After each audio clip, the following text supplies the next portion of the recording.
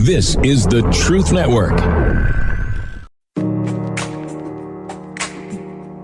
Welcome to Truth Talk Live. All right, let's talk. The truth is, I can't hide it, I can't hold it no more. A daily program powered by the Truth Network. This is kind of a great thing, and I'll tell you why. Where pop culture, current events, and theology all come together. Speak Your mind. And now, here's today's Truth Talk Live host. Has God ever taken one of your hardest seasons, right? Like it was the best at times, it was the worst at times, right? Grief, loss, disappointment. And now it seems like he's turned that into your ministry or an opportunity that you've had to comfort others where you were once comforted, like it says in 2 Corinthians. You kind of live it out like, man, this Bible verse. It says, God comforted me through cancer, or God comforted me through divorce, or God comforted me through the pain of abortion, or whatever it may be, and now you find yourself over there, right? So let's talk about how God writes music out of our mess, so to speak. I want to hear your story. 866, the number to call in and share this. And I know it's a little courageous sometimes, but man, you just don't know how many people are struggling with exactly the same thing that would get so much out of what your hardest season might bring. 866-348-7884. I bet you've even noticed that God, some of his best music is in the minor keys, right? And so this Saturday night, very, very, very cool, I want to announce that the Twin City Bible Church on Ebert Street in Winston-Salem, it's got something really beautiful happening at 6:30. It's called Hope in the Morning. We've had her on before, Emily Curtis with Hope in the Morning, but they're going to have a whole event of, right, music and ministry where there's so many musicians here who've turned their pain into praise. And so it's really, really a neat opportunity that's going to be going on, and we would love for you to be part of that. Emily, what do they need to do? Just show up at the church, Twin City Bible Church. It's a free event open to the public, and it starts at 6:30 and it'll go till about 8 o'clock, the actual program. And then afterwards, there's a meet and greet as well. So there's coffee and cookies, and you'll be able to meet several of us that have been not only a part of the book project that we've talked about here before, but also a part of the ministry, Hope in the Morning. You can ask us all kinds of questions. You can share your testimony, and just learn more about what the ministry is. Right, and I'm very excited because I get to sometimes take part in her radio broadcast, and I'll be there as well, too, and I would love to meet you if I've never met you, or even if I have met you, I would still love to see you. So, again, it's going to be at Twin City Bible Church. But, one of the most powerful parts is that, like everybody in your team, right? This is like your theme verse. You've been through some serious stuff, and if you knew Emily's story, like, oh, my goodness. Especially right before you started the radio show. Yeah, honestly, the Lord kind of worked, as he always does, in very mysterious ways, because when I started the book and I started doing the book tour, which is actually how I met you, Robbie, I had not really been through a lot of sorrow. I had been through, I think, one miscarriage at that point, maybe two.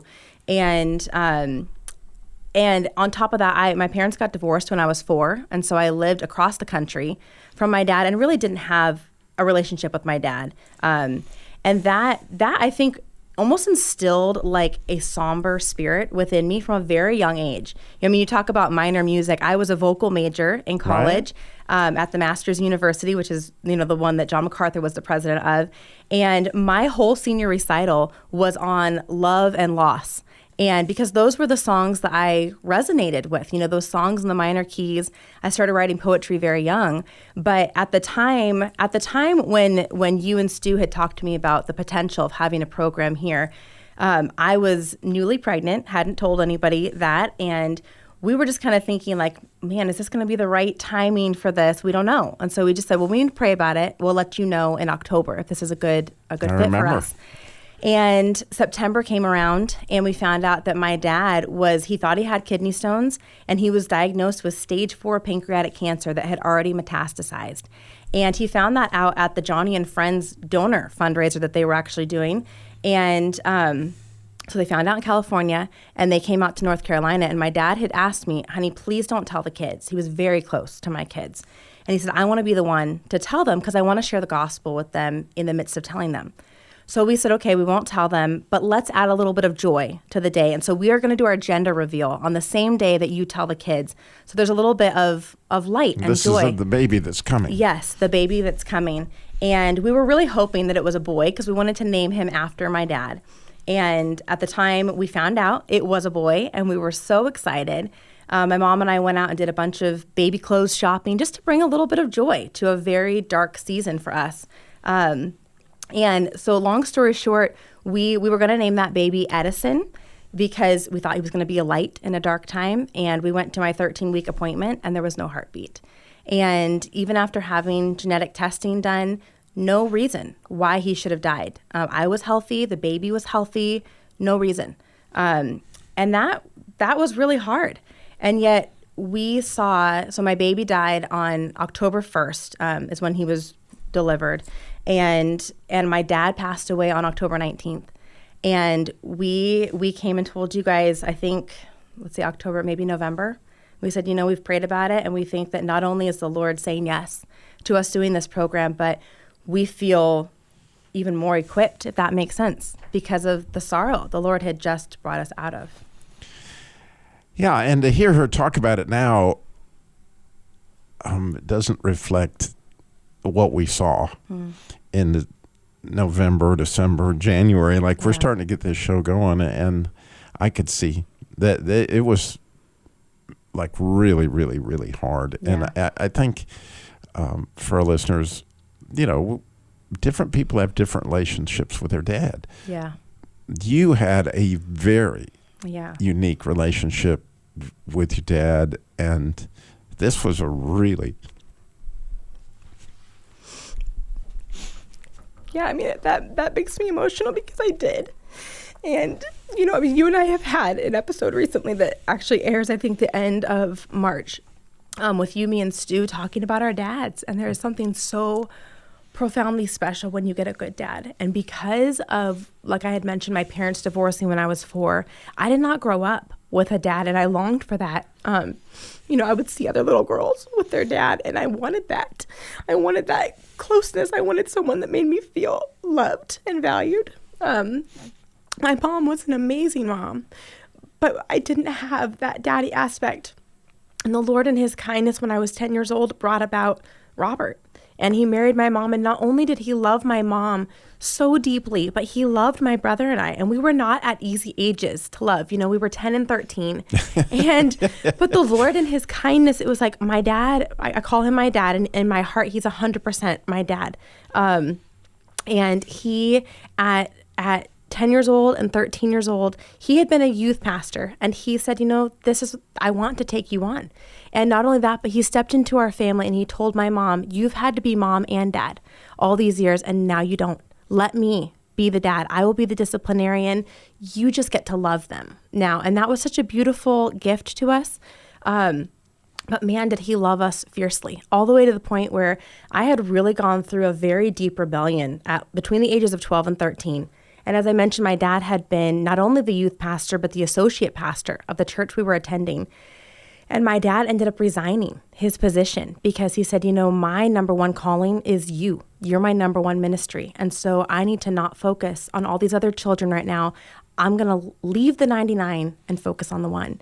And that had a profound impact on me. But my dad was the one that through the years, he was my greatest spiritual mentor. And I would go to him in the hardest of my seasons, the hardest things. And even when we lost that baby, which we renamed James, because we thought, after James 1, consider it all joy when you encounter many trials. And I'll say to the listeners, I did not consider it joy. When we lost that baby, my heart was completely shattered. And actually, when I first did an interview with you, Robbie, right before we launched Hope in the Morning, and it was kind of our interview to launch that, right. I was actually in the midst of another miscarriage after James. And we named each of our babies, and we named that baby Kina, which in Hebrew means to lament. And the Lord has definitely taken our lament into praise, ultimately. You can see what an amazing event is coming up at Twin City Bible Church. All these the people in her ministry have got similar experiences to share where they found hope in the morning. MOURNING. So we're going to be right back with a whole lot more with Emily and you, hopefully. You're listening to the Truth Network and truthnetwork.com.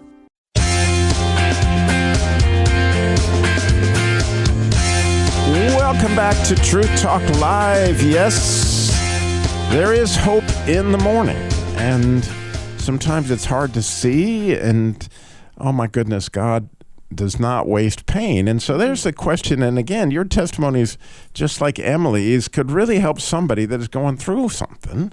And that's really the magic that God puts into things like this that you can't see until sometimes you get on the other side. So when has God taken one of your hardest seasons, right? And I often think about when I went through cancer, it was about literally a 4-year period of time. And I would always say, man, it was the worst of times, but it really was the best of times. Because I never leaned on God like that until that happened. And the intimacy that was revealed through that, but you got a feeling of that over the last. So I would, you've had that happen. You're listening and you're saying, I had a call. You should. 866-348-7884. There's nothing like a testimony. In other words, this is how we overcome is through him, and he's the hero of those stories. And to hear God on the radio is an amazing thing. And so I love it when you call, and we would love to hear yours, 866-348-7884. And so it's kind of neat that a lot of musicians and a lot of artists, right, they to an extent, they operate in that minor key. Yeah. And so this is what we're going to see in these musicians. They're professional musicians that are going to be there. Yeah. Saturday night, 6:30, right? Yeah, we actually have the pianist and the violinist. They've shared their testimony not only in our book but also on our program. And they had a little baby girl, Annabelle. She lived for 40 minutes. And their testimony is incredible. Like, I would definitely recommend go to Hope in the Morning and listen to that episode. It's called 40 Minutes. And they talk about how they made the most of that pregnancy, knowing that she had a terminal condition. And it's pretty incredible. I mean, she literally went wedding dress shopping while she was pregnant because she was like, this is my only opportunity that I'm going to get to have to do this with my daughter. But they love the Lord, and they share their testimony with such hope. And that's one of the things we talk about. Our slogan for Hope in the Morning is turning tragedies and tears into testimonies of hope. And that's what it is. And as you and I have talked, Robbie, just because you have shared your testimony on here, or even a caller that might call in and shares their testimony, they don't need to feel like their trial needs to have this pretty bow on it. They could be in the midst of their trial and be talking about how the Lord is currently ministering to them. Maybe he's ministering to them just through their tears at night, realizing that they're not alone, that when their heart feels so heavy and burdened and they feel like no one understands, maybe no one does understand, but the Lord does.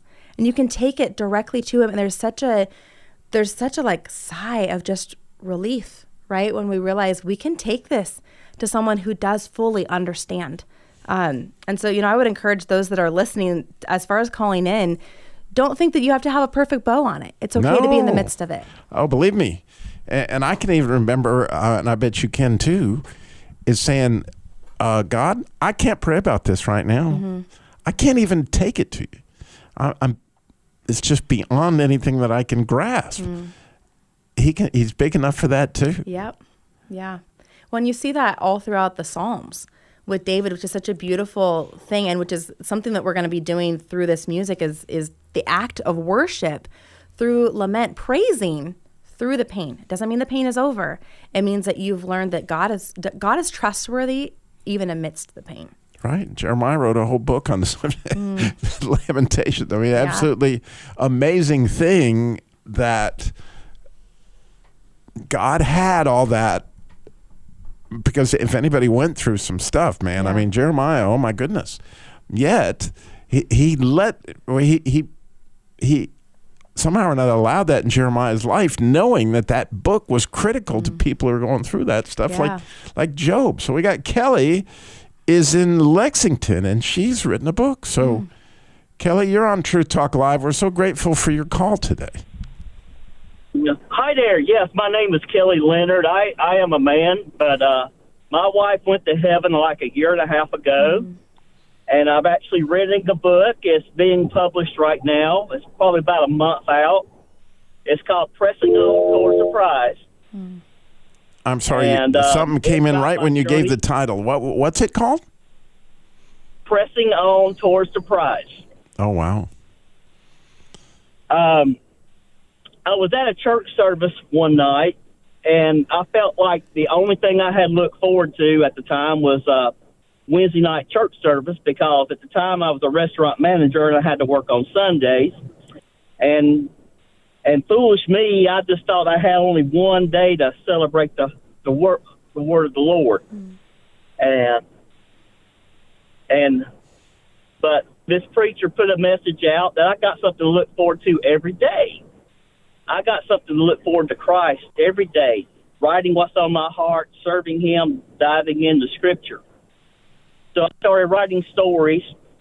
It's really helped me with my healing and my grief about special memories.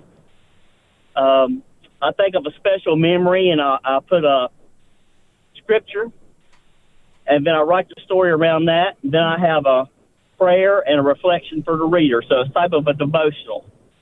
And wow, so we've talked before on Hope in the Morning, Emily, on how God hits you with a memory or something, and it cuts like a knife, man. It breaks you to your knees, and you're taking that and writing and using. That's beautiful, man. Yeah. Yes, it's helped me heal a lot. I'm also serving as a grief share facilitator, helping others through their grief.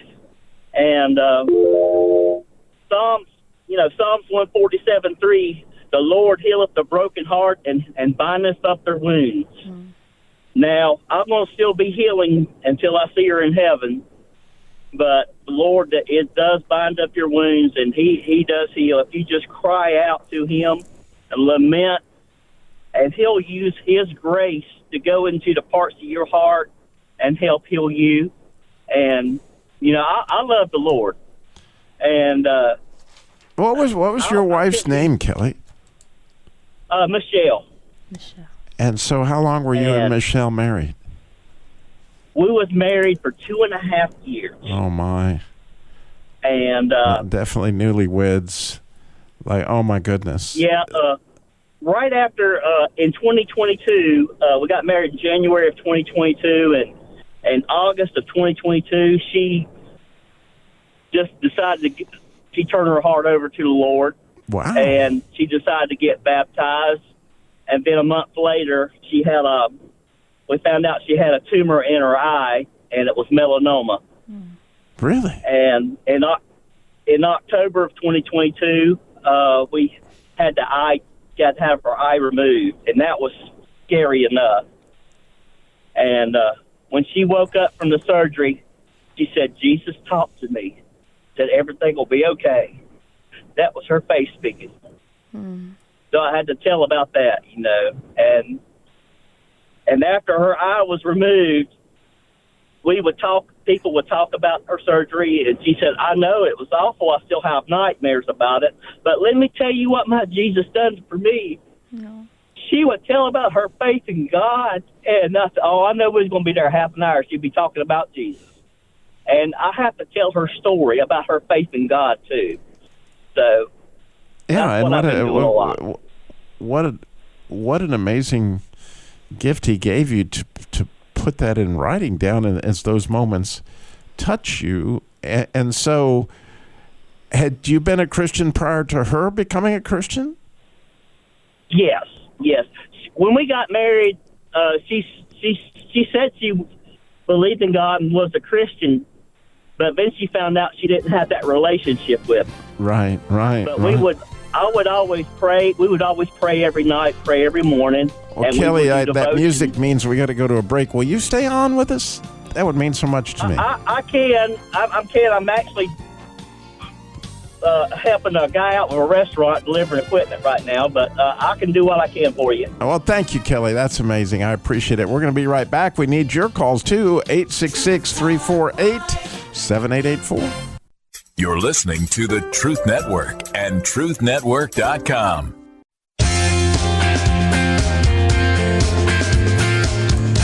Welcome back to Truth Talk Live. Today, we are so blessed to have Emily Curtis with us, Hope in the Morning, and their event that's coming up this Saturday night at 6:30. And Emily, you had something for Kelly you wanted to tell. Yeah, I was going to say that one of the things I think is really neat that is great for the listeners to understand is that here in the midst of your sorrow, you've chosen service as part of your healing. You know, you talked about how you are sharing in Grief Share and you're helping other people that are going through grief. I think that there's a really poignant aspect of that to our grief when we choose to share not only what we've been through, but really try to walk other people through that. So have you found that to be really helpful and healing in your journey? Yes, I have. I actually look forward to helping people at Grief Share or grief counseling. I feel more comfortable with that. Besides going to church, I feel just at home. It gives me a purpose. Yeah, I love that. That's absolutely beautiful. I think that's important, you know, and that's one of the reasons why we share testimonies on Hope in the Morning as well, because not only does that comfort those that are listening, but there is sort of a comfort when you share your own story and you realize where God's hand is evident, which there's many areas where God's hand, we don't see it all, right? Because God is behind the scenes and everything. But when you share your story in a verbal manner or even in a written manner, as you've done, Kelly, it allows you to really kind of see the weavings, which I think allows you to take that pain and turn it to praise, because you can see more readily how the Lord has already worked through your sorrow.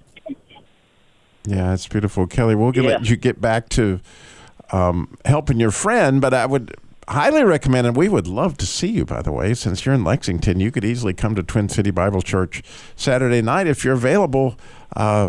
We would love to get to know. I plan on doing it. That would be wonderful. Yeah, and tell your friends at Grief Share. Everyone is welcome, and we would love to have people there that you'll have a lot of people there that are like-minded and like-hearted, that have been through trials, and now they want to share their testimonies and turn it into praise. That's wonderful. All right. Thank you, my friend. God bless you. Thank you for calling in. That takes courage, but and wow, courage to write a book in that situation. God bless. Bye-bye. How about you? I know you're thinking, well, I ought to call in. You should. You should. It'd be great. You just don't know, man. Somebody's lost their wife. One of my best friends, Bob Young, lost his son to a tragic overdose. But like Kelly, has found ministry in the midst of that. And I can't tell you how many people have lost a son and they find Bob at their side because he was so close to his son. I mean, it was one of those that just rips your heart out to have you ever heard that story? I have not. Oh. So what actually happened, he was my Christian junkyard guy for years, and the Christmas of 2008, it must have been 109. Anyway, it was, Bob was supposed to do the show and he got sick, Christian car guy show. And he said, but my son just got out of Alpha Acres because he's gotten off, drug abuse, whatever. And, he's got a wonderful testimony, which I said, well, send him. So Rob comes over, which is Bob's son, and he's on fire for God, man. And he is sharing how he saw the trees cry out and all this stuff from Isaiah. And it's just a beautiful soundbite that we will all forever have in our mind. Well, that was Christmas Day. Well, Bob's business was 109 You Pull It. We live right down the street from that. Right. Well, his son on 109, I guess it was later than 99. But anyway, whenever it was, the actual calendar date was the 9th of January. Wow. He finds his son unfortunately relapsed, and he didn't make it, and it was just brutal because he had such relationship and we had such hope. But again, God has ministered to Bob, who has ministered to so many. And even he ministered to the man that sold his son the drugs. Wow. Right? That, he's had conversation, helped him, with his drug situation. It's amazing to see what God does in the midst of that stuff. So you're sitting on that story, and we would love to hear it. 866-348-7884, 866-34-TRUTH. Again, this event coming up is just an opportunity to see, God's going to show up and show out. Yeah. And not just through, which I've heard this violin, like if you like the violin, like man, you're going to like this. You're going to you're going to enjoy this, but also in lyrics, and you yourself are a poet, right? Yeah, I'm a poet, and as I mentioned before, a classically trained singer, so I'm going to actually be closing out the night with a solo. But I wanted to make a quick statement based on what the story was that you just shared, which is that Hope in the Morning is a very expansive grief ministry. So it's not just the loss of a spouse or a child or even a parent. It goes beyond that, which I think is really a unique thing to our ministry as believers, because just as you mentioned, Rob was a believer, and yet he relapsed and it cost him his life. And I think within the church, it's important that we remember that just because we're believers doesn't mean that we are immune to things like anxiety, addiction, depression. And part of what we tackle head on at Hope in the Morning is how do we show the love of Christ to our brothers and sisters who are in those circumstances. And oftentimes those become hidden struggles because we feel like as Christians, we can't bring those things to light, that's Satan talking. That's not what Christ wants. Christ wants us to bear one another's burdens, to speak truth to one another. And that's what we really aim to do on Hope in the Morning, is not only encourage the listener who is in that valley, but also equip the church to know how can you effectively walk beside people. And, it started with our book. That's what our book really helps point people to in a very educational manner, where at the end of every testimony, it's what was helpful and what was hurtful. It's very helpful in equipping. But also, on our show, we share these testimonies. You were with me, Robbie, when we shared the testimony of a man who had been in depression for 7 straight years. Oh, and it was horrible. I've heard depression, but this man really suffered. Yeah, and you'll see a clip of that when you come to the program on Saturday night. You'll see a clip of his testimony. But he's also, as we had mentioned, he's a musician. He is. And so although he lives in Seattle, and so we couldn't fly him in at this point because this is also a fundraiser. And so we're trying to be mindful of our funds. So we couldn't fly him in right now. But his music video, Dear Friend, is going to be shown that night. And he talks about how for 7 years, if you asked him, how did God comfort me? He would tell you he didn't. But as he reflected after God brought him out of that depression, he realized it was the friends that God gave him that really were that light to him. And that's what we want to be, right? As believers, we want to be that dear friend that can point people to the Lord when they're in their absolute darkest days. That's when they need the light the most, right? Absolutely. It's absolutely beautiful. We have Emily is in Reidsville, North Carolina. Emily, you're on Truth Talk Live. So what you got for us? Hey there. This is Emily. Robbie, I was on your show on Valentine's Day. My husband Tim and I were on. Oh, yeah. So it's good. Yes. Hey there. It's good to talk to you again. Absolutely. Yes.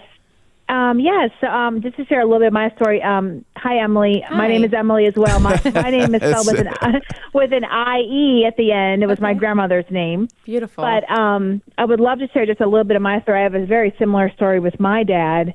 My dad was a compulsive gambler, was not there for me growing up, was very much, I try not to cry, but I probably will,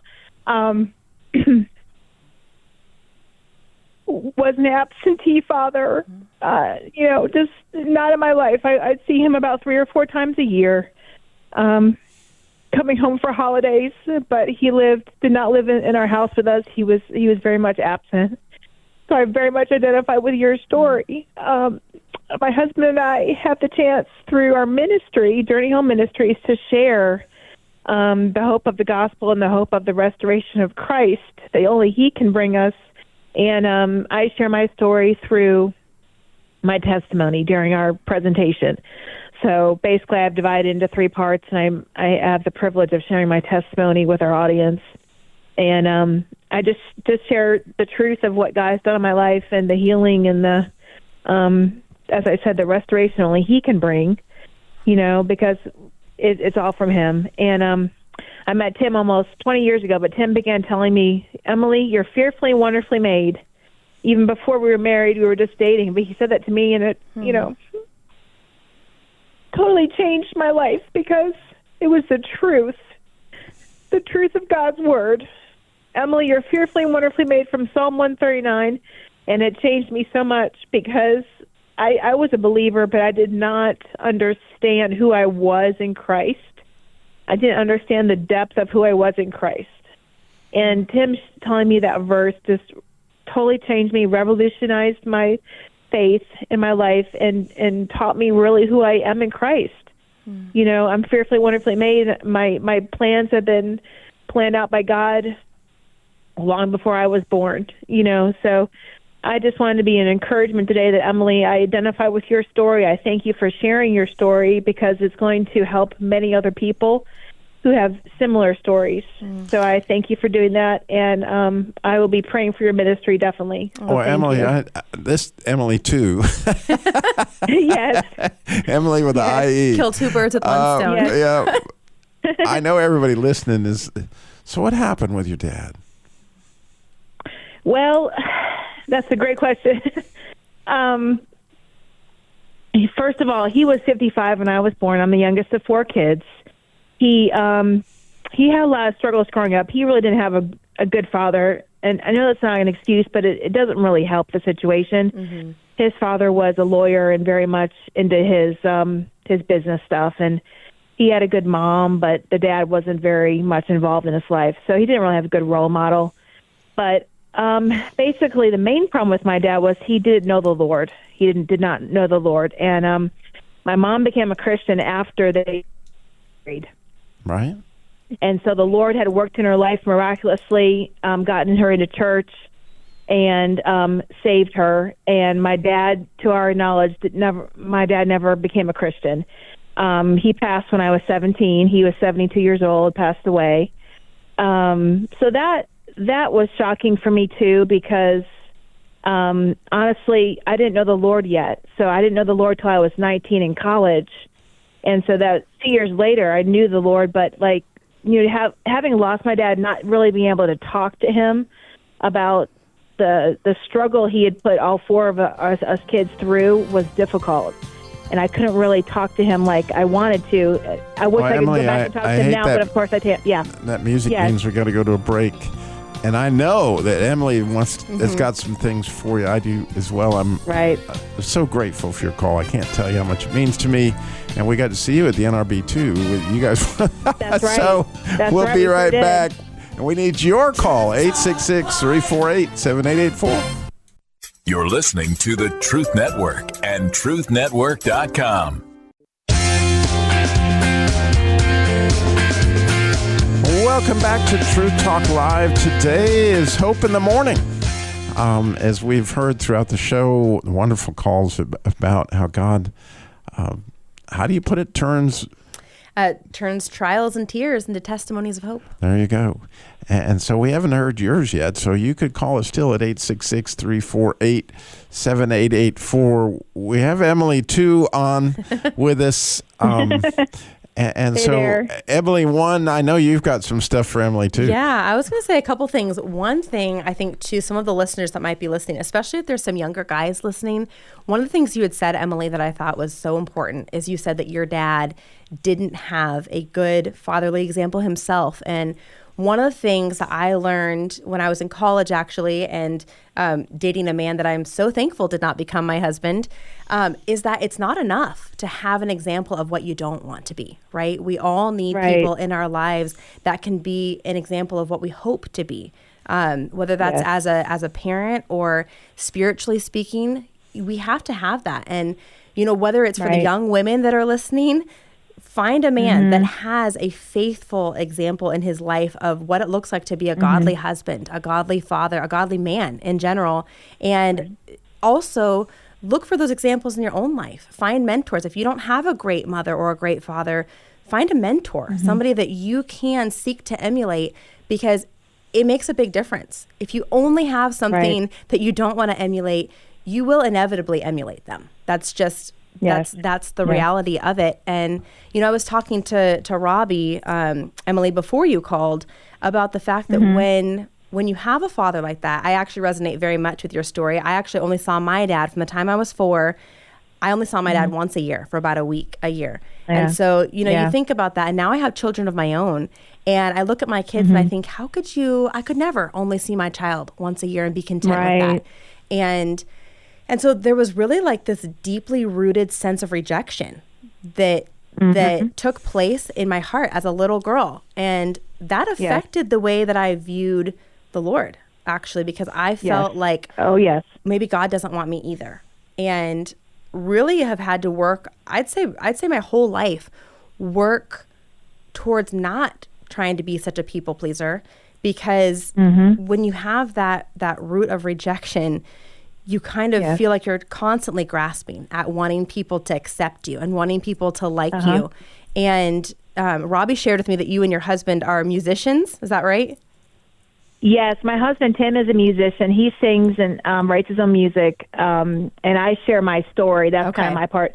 I don't sing as well as he does, but he is the singer, the gifted singer. Yeah. But I completely hear what you're saying. I mean, when I met Tim, it was like all these struggles coming out of fear of abandonment, fear of never being loved, no one's ever going to, and fear of someone rejecting me, just like you said. So it's like I echo completely with what you're saying. Yeah. Having a father there is so crucial, especially to a young lady's development. Having a father figure there is so crucial. Thank God I had a good mom, because my mom is amazing and she was there for me. She was a Christian when I was born, and she guided me to the Lord. You know what I mean? So thank God for her, because without her, I'm not sure where I would be. Yeah, I resonate with that too. My mom was incredible as well. And here, she did function as mom and dad for, really 10 years, because even when she was married to my dad, he was absent even then. But it was, it's such a wonderful testimony when you see a parent that's willing to step in and be both roles as best they can. Nobody can fill perfectly.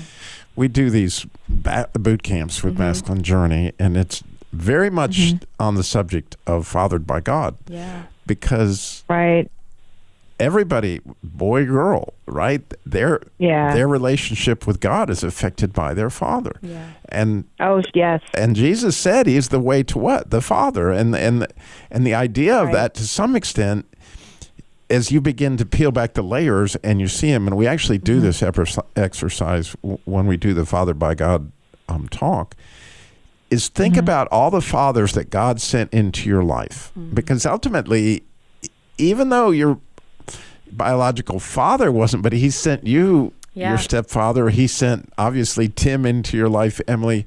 But there's been other people, and even though I had a really good, godly dad, there are lots of other fathers that God sent into my life because he was orchestrating this other thing. And but the fascinating thing is what you guys are describing as the orphan spirit, right? It's this idea of, wow, I'm on my own. I've got nobody to lean on. Nobody's going to be able to pick up the pieces. And the beautiful thing that you pointed out, Emily, is that they don't have an example. Well, the truth is, the only real example is Jesus. When you want to look at the picture of what a real father looks like, what a real man looks like, Jesus is right there. And the closer we can get to him through people like Tim and through like your husband, right, as well, it's an amazing thing.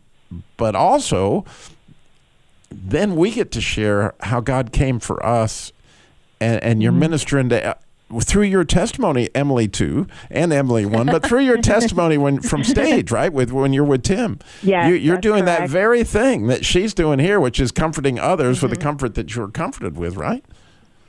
That's right. And as I said earlier, God has just miraculously healed me from so many struggles. things that I used to struggle with, I still don't struggle with, but, at times, Emily, you can understand they pop up and things because, those are things that are, like you said, they're rooted in your being from being a child, and those different things like the fears, they will pop in sometimes. But I'm so thankful for a solid husband and a godly husband that has helped me so much. And a fun guy to be around, too, by the way. I mean, that's right. He wrote the song, Jesus is Cooler Than Ketchup. I mean, That's right. Yeah. And so I would say that, you guys ought to come, like 6:30. Yes, Saturday night. I would love to meet you, Emily. You and your husband. That would be so much fun to meet you guys. That would be awesome. Because you have they have so much in common. And the funny thing is, I know. You were both at the NRB for the first time. Yeah. I don't know if you knew that. Oh, okay. They were there for the first time, too. And in both cases, I wanted to talk to both of you, but every time I looked up from the mic, I was like, I'm interviewing another person. Oh, there's Emily. Oh, Oh, that's awesome. Yeah, we were definitely there. We had the best time there. We did too. We had a great time. Yeah, that's awesome. Yeah, we would love to come on Saturday. That would be awesome. We would love to meet you. Robbie and I will both be there, and my husband Brent, which is he's very similar to Tim. It sounds like he's just been. I was telling Robbie, my husband Brent is just this cool, calm, and collected, even-tempered, loves the Lord. Nothing shakes him, and he just such a blessing. Cool. Because and my secret weapon will be there amazing. too. My wife Tammy, she's a pastor's wife. We'd love to meet her too. Every pastor needs a secret weapon, and she is. Yes. Yes. That's great. It is. I hope we get to see you. Thank you for your call, Emily, and your courage to call in and share that about your dad. It's tough stuff, man. We'll look forward to meeting you on You're Saturday. Very welcome.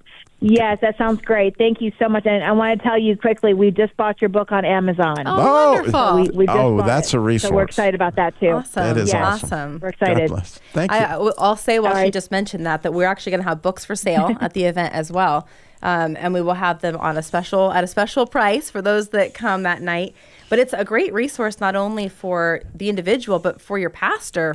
I can't tell you how many I've handed out as a pastor. Like, you're going through this. Well, here, and like the testimony you told about the girl who's still going through it, right? She binge watched all the episodes because it brought her some relief through all the struggle. Yeah, because you know what? First of all, you feel like I'm not alone in this struggle, which is a big part of what we want to do. We want people to understand your trials they're not unique to you, although obviously every trial is unique in its own way. That's why we don't say things like, I totally understand what you're going through, because you don't. Everyone is individual.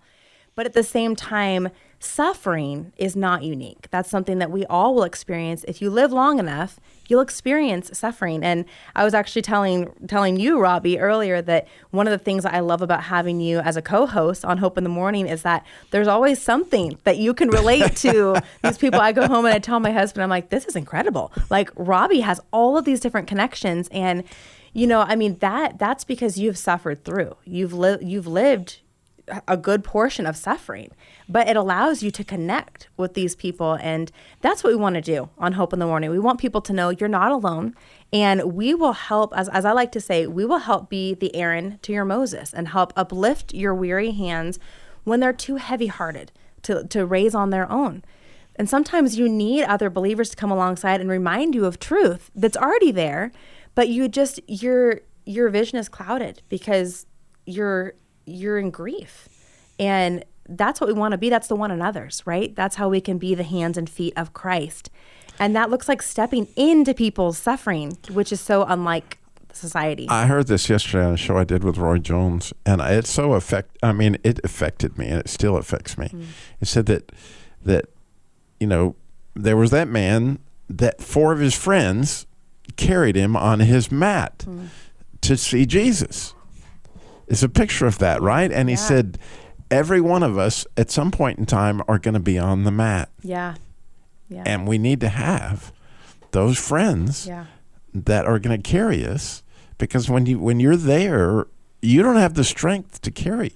Absolutely. But I mean, even beyond that, Robbie, when you think about that whole picture, not only did they carry him, they hoisted him onto a roof, they opened the roof, they lowered him back down, and their faith, they had faith as his friends that the Lord was going to carry them, right? So their faith helped heal this man.